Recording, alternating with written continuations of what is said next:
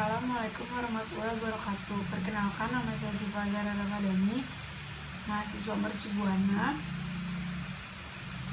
jurusan manajemen angkatan 2020. Kali ini akan mempresentasikan materi yang berjudul dampak yang terjadi akibat korupsi untuk menyelesaikan tugas ujian akhir semester yang diberikan oleh dosen etik UMB saya.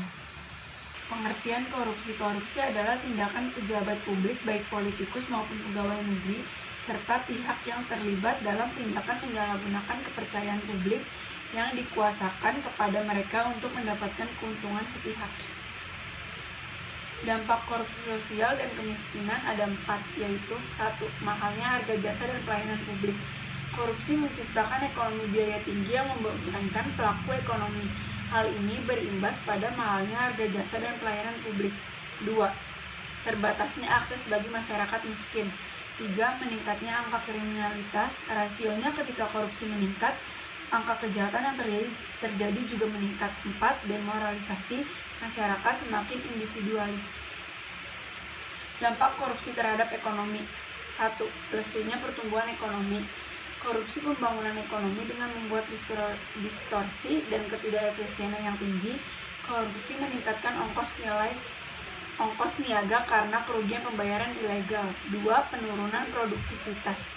Penurunan produktivitas akan menghambat perkembangan sektor industri. 3. Meningkatnya hutang negara. Total hutang pemerintah mencapai miliaran atau serta 1.716,56 triliun.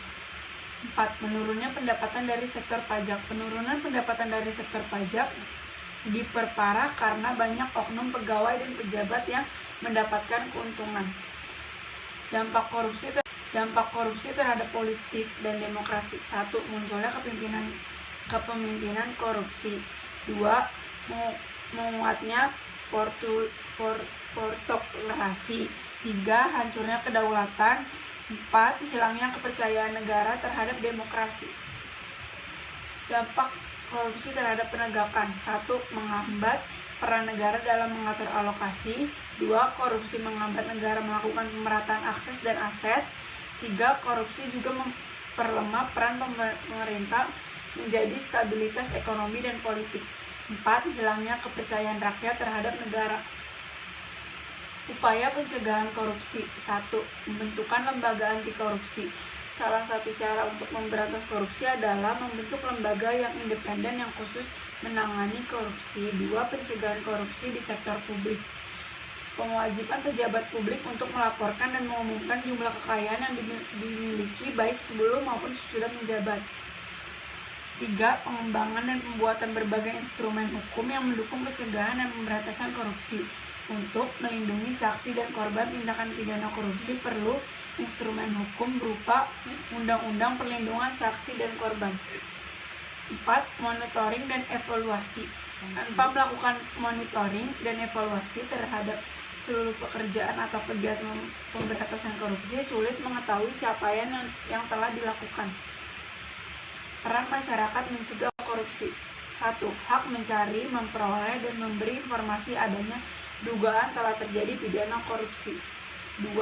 Hak untuk memperoleh pelayanan dalam mencari, memperoleh, dan memberikan informasi adanya dugaan telah terjadi pidana korupsi kepada penegak hukum dan menangani perkara tindakan pidana korupsi.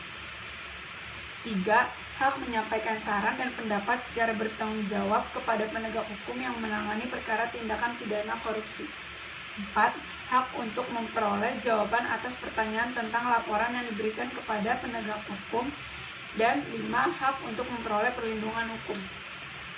Kerugian negara akibat korupsi di Indonesia. 1. Melambatkan pertumbuhan ekonomi suatu negara. 2. Menurunkan investasi.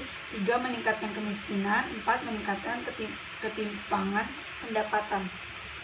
Kesimpulan, korupsi adalah suatu tindakan perdana yang memperkaya diri secara langsung merugikan negara atau perekonomian negara. Jadi, unsur dalam perbuatan korupsi meliput 2 aspek.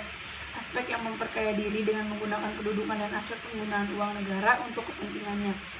Adapun penyebab antara lain ketiadaan dan kelemahan pemimpin.